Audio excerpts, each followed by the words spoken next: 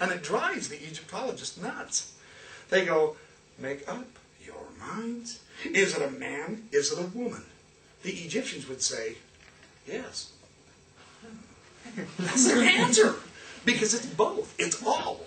They wanted to get the maximum amount of meaning out of every symbol. And I mean, they pack it in. This is obvious in our facsimiles. And that's why I want to show. The critics will say, if it is not A, then it's wrong. The Egyptians say, not only is it A, it's B, C, D, E, F, G, H, I, and J. So with that in mind, and there's an enormous amount of Egyptological literature showing that. That's not just me making it up with a desperate apologetic argument, as my critics argue with me. This is fun stuff because, and this is my understanding of facsimiles. I'll erase this footage, huh? Just call me Sharpie, man. Okay, I'm going to erase Abraham here. Hang on. Oh, man, that's a horrible chalkboard. No offense, Institute. Come on, you guys, start forking over money. We've got to get new chalkboards here. With the facsimiles, facsimile number 1 is properly a sacrifice scene. Abraham is being sacrificed, right?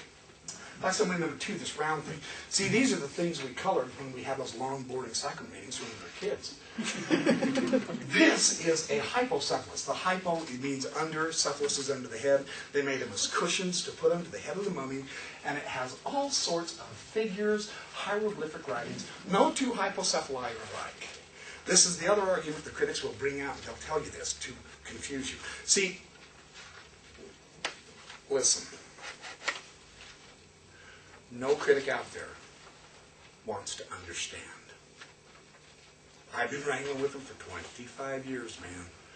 No critic wants to understand. What they want to do is confuse you. The diehard, the anti-Mormon critics, those who are just so mad because someone offended them, or Sister Jones combed her hair on the left instead of the right, for whatever stupid reason. I mean, the bishop farted in sacramenting. Who knows why? They get mad and they have no interest in understanding. So don't let it confuse you. There is no standard way to draw this thing. The critics will say, oh, Joseph Smith drew it wrong, therefore he's a false prophet. You see the assumption there? Joseph Smith drew this wrong. So that means there must be some way to draw it right. But there isn't. No two of these are ever alike. Some hypocephali only have this cow as the whole thing. But that's a proper hypocephalus. Okay? This is a cosmological map. What happens is the sacrifice. We die. That's a law. I promise none of you are getting out of here alive. We go into the cosmos. This is put under the head to give the mummy warmth, to give the body warmth, so that the spirit can return to the body to be resurrected. They had that concept in their theology. But they had to have instructions on where are you going to go once you get out there in the big wide cosmos. This was the idea with the cosmological maps. Number 3, and I don't know if Egyptologists agree with me. At this point, I really don't care. It's probably not Egyptologically correct. However, I've got some good ideas on this. I've got some good support on this. This is Osiris in front of a few people with Isis behind him. He's enthroned. He's a deity. Joseph Smith said this is Abraham teaching the principles of astronomy to the court of Pharaoh. If we was to approach it from the concept of sacrifice, entering into the cosmos, and then the deification scene, everybody, all of you, me, Brother Empey, the idea of the Egyptologists, the Egyptians, was to become an Osiris, to become like the god, to become a god. That's our theology. The Egyptians had that theology. So I call this the deification scene. Now the interesting thing, the critics will say, well, this is a presentation scene. It's not a deification scene. Yes, I'm well aware of that. But there's Egyptologists who are arguing that this can mean 5 and 6 and 7 different things. They're not even sure if it's for this life or in the next life. And I've got some great stuff to share with you on the interpretation of this that Joseph Smith had, that Joseph Smith gave. Got the argument. Oh, I'm really blundering here, huh? I had this all in order, I promise. Oh, in line with this idea of Osiris on the lion couch, and I know this is going to, I'm not trying to confuse you, I haven't laid the background.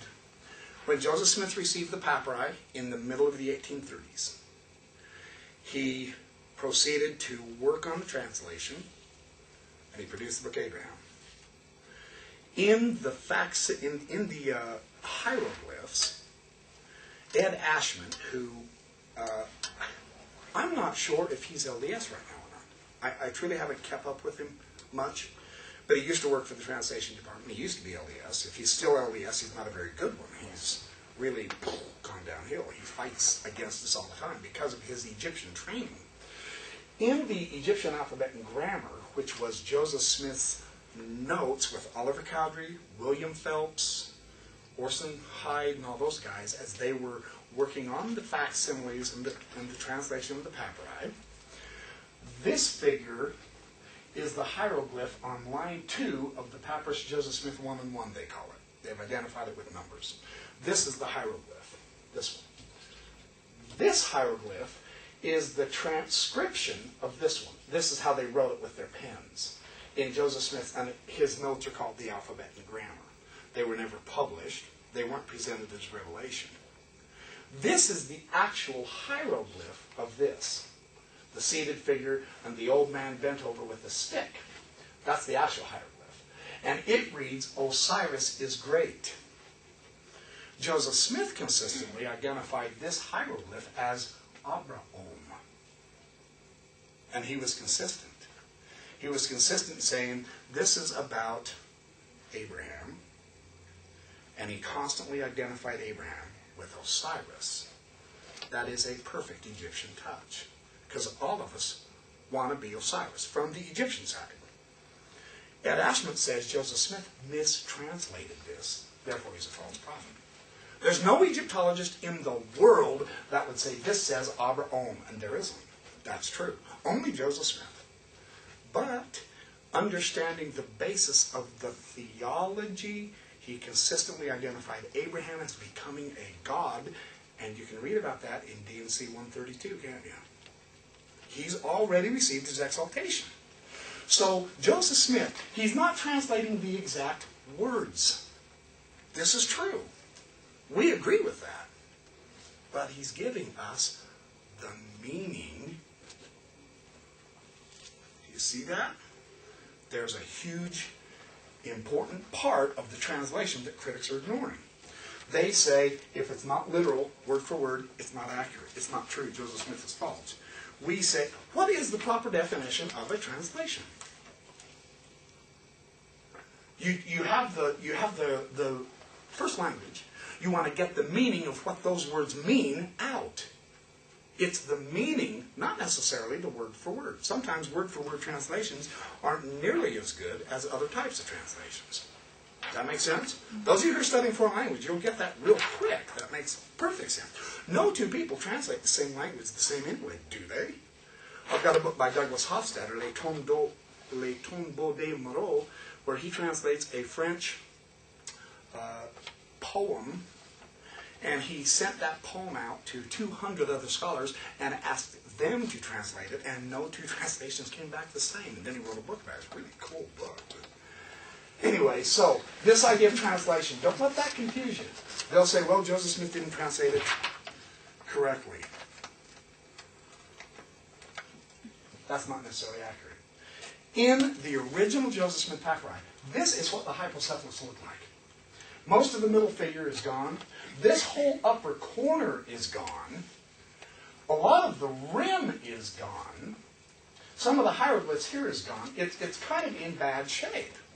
This isn't how we're used to seeing it, though. This is the finished product, where Joseph Smith has restored a two-headed deity here, and the baboon's property with the solar you can see the comparisons. That solo one is more on his paws, and this one's completely obliterated.